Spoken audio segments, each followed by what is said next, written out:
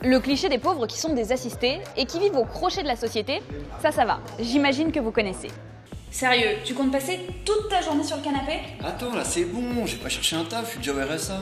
Mais ce que vous savez moins en revanche, c'est qu'une grande partie des gens qui ont droit à des aides sociales ne les demandent jamais.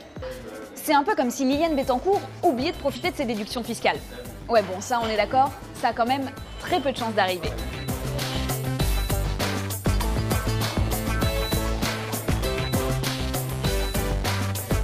Alors, pour vous donner quelques chiffres. Un Français sur 3 qui a droit à la CMU. La couverture maladie universelle ne la demande pas. Même chose pour le RSA. Un tiers des ayants droit ne touchent pas cet argent. Et en ce qui concerne l'aide à la complémentaire santé, c'est encore pire. Entre 60 et 70% des bénéficiaires potentiels ne la demandent pas. D'après l'association ATD Quart Monde, ce phénomène, en fait, il touche toutes les allocations. On peut dire la même chose aussi pour les aides au logement. Il y a toute une série d'aides, il y a une panoplie finalement de lois qui permettent de lutter contre la pauvreté, mais qui ne sont pas appliquées. Du coup, comment expliquer que des gens en situation de précarité ne touchent pas les aides auxquelles ils ont pourtant droit? D'après le sociologue Philippe Varin, en fait, il y a 3 raisons. D'abord, la non-information. C'est le fait tout simplement de ne pas savoir qu'une aide existe. Ensuite, il y a aussi la non-demande. Cela concerne les gens qui ne réclament pas leurs droits. Souvent, ce sont des personnes soit qui sont découragées à l'avance par la complexité du processus, ou alors qui ont honte de demander de l'aide. La stigmatisation, le fait de à nouveau présenter sa situation, d'engager à nouveau les mêmes démarches que celles qu'on a pu réaliser auparavant, tout ça lasse les personnes. Enfin, il y a la non-réception.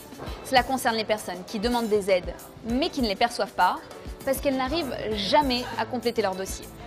Et on en voit tous les jours des gens qui nous disent mais les démarches sont trop compliquées. Mais encore récemment, il y a 10 jours, j'étais avec un jeune qui me dit mais je n'arrive pas à m'en sortir sur les aides au logement, j'ai jamais le bon papier, je jette l'éponge, finalement j'arrête mes demandes. Bon, cette année, la situation s'est un peu améliorée sur certaines aides, comme la prime d'activité par exemple, qui remplace depuis janvier le RSA activité et la prime pour l'emploi. 60% des gens qui avaient droit l'ont demandé, ce qui est beaucoup plus que les années précédentes. Mais il reste quand même beaucoup de chemin à parcourir, et c'est pour ça que je vais terminer cette vidéo avec une petite comparaison chiffrée. Si l'on prend en compte les principales allocations, en moyenne chaque année il y a 10 milliards d'euros d'aides non réclamées. 10 milliards d'euros, c'est énorme par rapport à la fraude aux prestations sociales, 425 millions d'euros en 2014.